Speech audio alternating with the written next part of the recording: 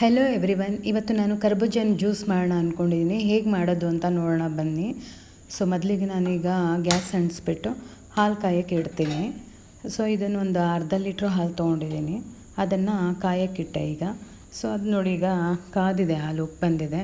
ಅದನ್ನು ಇವಾಗ ಸೈಡಲ್ಲಿ ಇಟ್ಬಿಟ್ಟು ಇವಾಗ ಒಂದು ಬೌಲ್ ತೊಗೊಂಡು ಅದಕ್ಕೆ ಸಬ್ಜಾ ಬೀಜ ಅಂತಾರೆ, ಅದು ತುಳಸಿ ಬೀಜ ಅಂತ ಹೇಳ್ತಾರೆ ಇದಕ್ಕೆ. ಇದು ಒಂದು 2 ಸ್ಪೂನ್ ಹಾಕ್ಕೊಂಡಿದ್ದೀನಿ. ಹಾಕ್ಬಿಟ್ಟು ನೀರಲ್ಲಿ ಅದು ನೆನೆಸಿಡಬೇಕಾಗತ್ತೆ. ಅದೊಂದು 10-15 ನಿಮಿಷ ನೆನೆಸಿದ್ರೆ ಸಾಕು. ಅದು ನೆನೆದ್ಬಿಟ್ಟು ಆ ಕಾಳೆಲ್ಲ ಒಂಥರ ಚೆನ್ನಾಗಾಗುತ್ತೆ, ದಪ್ಪ ಆಗುತ್ತೆ. ಸೊ ಅದು ಜ್ಯೂಸ್ ಮಾಡ್ಬೇಕಾದ್ರೆ ಯೂಸ್ ಮಾಡ್ತಾರೆ. ಇದು ಸಬ್ಬಕ್ಕಿ ಅಂದರೆ ಸಬ್ಬಕ್ಕಿ ಕಾಳು ಬರುತ್ತೆ. ಇದು ಬಂದು ಮರಗೆಣಸಿಂದ ಮಾಡಿರ್ತಾರೆ ಇದನ್ನು. ಸೊ ಈ ಸಬ್ಬಕ್ಕಿ ಕಾಳು ತುಂಬಾ ತಂಪು. ಸೊ ಅದಾಗಿ ಈ ಸಬ್ಬಕ್ಕಿ ಕಾಳು ತೊಗೊಂಡಿದ್ದೀನಿ. ಅದಕ್ಕೆ ಒಂದು ಫ್ರೈ ಪ್ಯಾನ್ ಇಟ್ಕೊಂಡ್ಬಿಟ್ಟು ಸ್ವಲ್ಪ ಬಿಸಿನೀರು ಕಾಯಿಸ್ಕೊಳ್ತಾ ಇದ್ದೀನಿ. ಅದಕ್ಕೆ ಅದ್ರ ಬಿಸಿನೀರು ಕಾಯ್ತಾ ಇದ್ದಂಗೆ ಅದಕ್ಕೆ ಈ ಸಬ್ಬಕ್ಕಿ ಹಾಕ್ಕೊಳ್ತೀನಿ.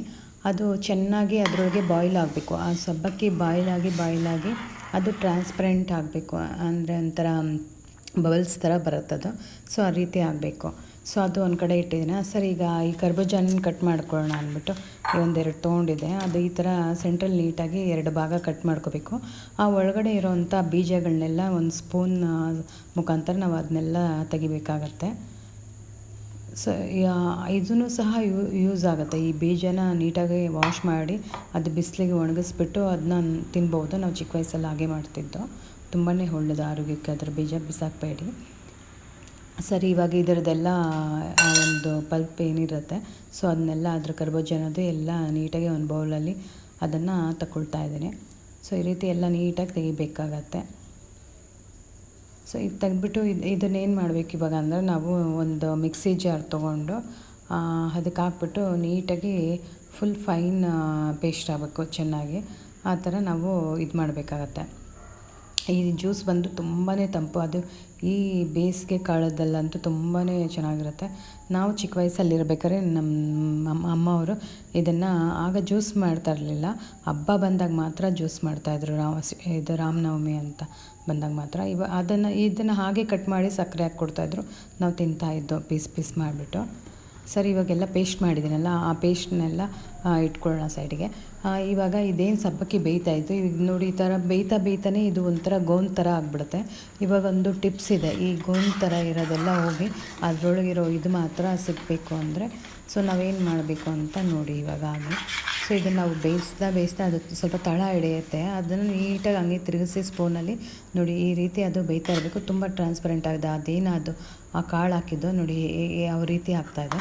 ಆ ಜ್ಯೂಸಲ್ಲಿ ಹಾಕಿದಾಗ ಅದರದ್ದು ಒಂದೊಂದು ನಾವು ಜ್ಯೂಸಲ್ಲಿ ಕುಡಿಬೇಕಾದ್ರೆ ಅದು ಸಿಗ್ತಾ ಇರುತ್ತೆ. ಅವಾಗ ತಿಂತಾಯಿದ್ರೆ ಚೆನ್ನಾಗಿರುತ್ತೆ. ಸರಿ, ಇವಾಗ ಇದನ್ನ ಏನು ಮಾಡೋಣ ಅಂದರೆ, ಒಂದು ಇದಕ್ಕೆ ಜಾಲರಿ ಥರ ಹಾಕ್ಕೊಂಡಿದ್ದೀನಿ ಸ್ಟ್ರೈನರ್ಗೆ. ಇದನ್ನು ನೀರು ಬಿಟ್ಕೊಂಬಿಟ್ಟು ಅದ್ರ ಮೇಲೆ ಸ್ವಲ್ಪ ಬಿಸಿ ಇರುತ್ತಲ್ಲ, ಸ್ವಲ್ಪ ನೀರು ಬಿಟ್ಟರೆ ಅದನ್ನೆಲ್ಲ ನೀಟಾಗಿ ಆ ಗೋಂದ್ ಥರ ಇರೋದೆಲ್ಲ ಹೋಗ್ಬಿಟ್ಟು ಅದ್ರದ್ದು ಮಾತ್ರ ಪಲ್ಪ್ ಮಾತ್ರ ಇರುತ್ತೆ.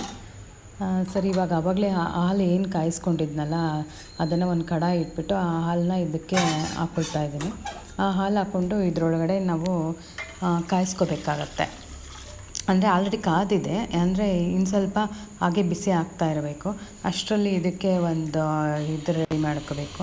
ಅಂದರೆ ಈ ಕಸ್ಟರ್ಡ್ ಪೌಡ್ರು ಒಂದು 2 ಸ್ಪೂನ್ ತೊಗೋಬೇಕು. 2 ಸ್ಪೂನ್ ತೊಗೊಂಡು ಅದನ್ನು ನಾನು ಸ್ವಲ್ಪ ನೀರಲ್ಲಿ ಒಂದು ಬೌಲಲ್ಲಿ ಅದನ್ನ ನೆನೆಸಿಟ್ಟಿದ್ದೆ ಆಗಲೇ ಒಂದು 10 ನಿಮಿಷದ ಮುಂಚೆ. ಸರಿ, ಅದು ಮಿಕ್ಸ್ ಮಾಡೋಣ ಇವಾಗ ಹಾಕ್ಬಿಟ್ಟು ಅದರೊಳಗಡೆ ಅಂದ್ಬಿಟ್ಟು ಎಲ್ಲ ಹಾಕಿ ನೀಟಾಗಿ ಮಿಕ್ಸ್ ಮಾಡಬೇಕು. ಅದು ಮಿಕ್ಸ್ ಆಗ್ತಾ ಚೆನ್ನಾಗಿ ಗಟ್ಟಿ ಆಗೋ ಥರ ಆಗುತ್ತೆ. ಸೊ ಯಾವಾಗ ಇದು ಗಟ್ಟಿ ಆಗುತ್ತೆ ಆವಾಗ ಅದು ನಮಗೆ ಗೊತ್ತಾಗುತ್ತಲ್ವ. ಆ ಟೈಮಲ್ಲಿ ನಾವೇನು ಮಾಡಬೇಕು, ಆ ಕರ್ಬೂಜ ಹಣ್ಣನ್ನು ಪೇಸ್ಟ್ ಮಾಡ್ಕೊಂಡಿರ್ತೀವಲ್ಲ ಅದನ್ನು ಇದರೊಳಗಡೆ ಮಿಕ್ಸ್ ಮಾಡಿಕೊಂಡು ನೀಟಾಗಿ ಅದನ್ನು ಇದು ಮಾಡ್ಕೋಬೇಕು. ಒಂದು ಸಲ ಎಲ್ಲ ಮಿಕ್ಸ್ ಮಾಡ್ಕೋಬೇಕಾಗತ್ತೆ. ಈ ರೀತಿ ಒಂದು ಸಲ ಜ್ಯೂಸ್ ಮಾಡಿದ್ರೆ ತುಂಬಾ ಚೆನ್ನಾಗಿರುತ್ತೆ. ಆ ಸಬ್ಜಾ ಸೀಡ್ಸು ಮತ್ತು ಈ ಸಬ್ಬಕ್ಕಿ ಇದೆಲ್ಲ ಹಾಕಿರ್ತೀವಲ್ಲ, ಇದೇ ಒಂಥರ ಬೇರೆ ಟೇಸ್ಟ್ ಇರುತ್ತೆ. ಇದೆಲ್ಲ ಒಂದು ಬೌಲ್ಗೆ ಟ್ರಾನ್ಸ್ಫರ್ ಮಾಡ್ಕೋಬೇಕಾಗತ್ತೆ. ಮತ್ತು ಅದನ್ನು ಸ್ವಲ್ಪ ಹೊತ್ತು ಫ್ರಿಜ್ಜಲ್ಲಿ ಇಟ್ಬಿಟ್ಟು ತಣ್ಣಗೆ ಮಾಡಬೇಕಾಗತ್ತೆ.